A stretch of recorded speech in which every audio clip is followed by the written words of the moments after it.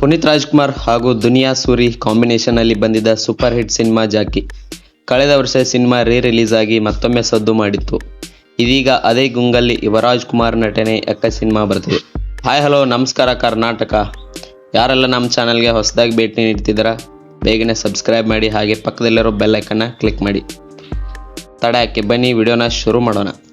ಹಳ್ಳಿಯಿಂದ ಪಟ್ಟಣ ಸೇರಿದ ಮುತ್ತು ಎಂಬ ಯುವಕನ ಕತೆ ಎಕ್ಕ ಚಿತ್ರದಲ್ಲಿದೆ. ಅದನ್ನು ರೋಹಿತ್ ಪದಕಿ ತಮ್ಮದೇ ಶೈಲಿಯಲ್ಲಿ ವಿಭಿನ್ನವಾಗಿ ಕಟ್ಟಿಕೊಡುವ ಪ್ರಯತ್ನ ಮಾಡುತ್ತಿದ್ದಾರೆ. ಹಳ್ಳಿಯಲ್ಲಿ ಆರಾಮಾಗಿ ಇದ್ದ ಮುತ್ತು ಪಟ್ಟಣ ಸೇರೋದು ಯಾಕೆ, ಏನೋ ಮಾಡಲು ಹೋಗಿ ಮತ್ತೇನೋ ಆಗಿ ಮುಂದೇನು ಎನ್ನುವುದು ಚಿತ್ರದ ಆನ್ಲೈನ್ ಸ್ಟೋರಿ ಅನ್ನುವುದು ಗೊತ್ತಾಗುತ್ತಿದೆ. ಎಕ್ಕ ಚಿತ್ರದ ಟ್ರೇಲರ್ ನೋಡಿದರೆ ಅಲ್ಲಲ್ಲಿ ಜಾಕಿ ಚಿತ್ರದ ಛಾಯೆ ಎದ್ದು ಕಾಣುತ್ತಿದೆ. ಅದರಲ್ಲೂ ಭಿಕ್ಷುಕನ ವೇಷದಲ್ಲಿ ಯುವ ಅಬ್ಬರಿಸುವ ಸನ್ನಿವೇಶ ಕೂಡ ಪುನೀತ್ ಸೂರಿ ಕ್ರೇಜಿ ಕಾಂಬೋ ಸಿನಿಮಾನ ನೆನಪಿಸುತ್ತದೆ. ಮುತ್ತು ಹಿನ್ನೆಲೆ ಧ್ವನಿಯಲ್ಲೇ ಟ್ರೇಲರ್ ಮೂಡಿ ಬಂದಿದೆ.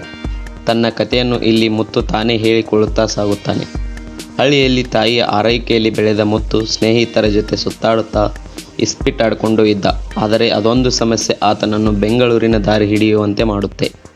ನಗರದಲ್ಲಿ ನಂದಿನಿ ಜೊತೆ ಲವ್ ಆಗುತ್ತದೆ. ಕ್ಯಾಬ್ ಡ್ರೈವರ್ ಆಗಿದ್ದ ಮುತ್ತು ಅಚಾನಕ್ಕಾಗಿ ಪಾತಕ ಲೋಕಕ್ಕೆ ಕಾಲಿಡುವಂತಾಗುತ್ತದೆ. ಮುಂದೆ ಅದು ಆತನನ್ನು ಎಲ್ಲೆಲ್ಲಿಗೋ ಕರೆದುಕೊಂಡು ಹೋಗುತ್ತದೆ. ಸಮಸ್ಯೆಗೆ ಸಿಲುಕಿ ಹಳ್ಳಿ ಬಿಟ್ಟು ಬೆಂಗಳೂರು ಸೇರಿದ್ದ ಮುತ್ತು ಮುಂದೆ ನೆಮ್ಮದಿಯ ನಿದ್ದೆಗಾಗಿ ಪರದಾಡುವಂತಾಗುತ್ತದೆ.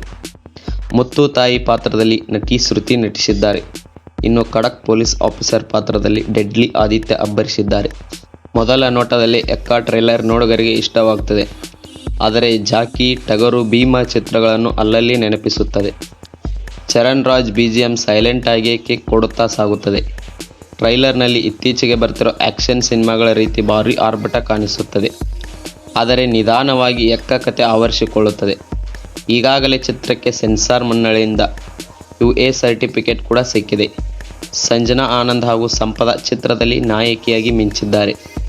ಕಳೆದ 6 ತಿಂಗಳಲ್ಲಿ ಯಾವುದೇ ಕನ್ನಡ ಸಿನಿಮಾ ಪ್ರೇಕ್ಷಕರನ್ನು ದೊಡ್ಡದಾಗಿ ಚಿತ್ರಮಂದಿರಕ್ಕೆ ಸೆಳೆದಿಲ್ಲ. ಆ ಬರವನ್ನು ಎಕ್ಕ ಸಿನಿಮಾ ನೀಗಿಸುತ್ತದಾ ಇಲ್ಲವಾ ನೋಡಬೇಕು. ವಿಡಿಯೋ ಇಷ್ಟ ಆದರೆ ಒಂದು ಲೈಕ್ ಕೊಡಿ, ಹಾಗೆ ನಿಮಗೆ ಏನಿಸ್ತು ಅಂತ ಕಾಮೆಂಟ್ ಮೂಲಕ ತಿಳಿಸಿ. ಮತ್ತೆ ಮುಂದಿನ ವಿಡಿಯೋದಲ್ಲಿ ಸಿಗೋಣ.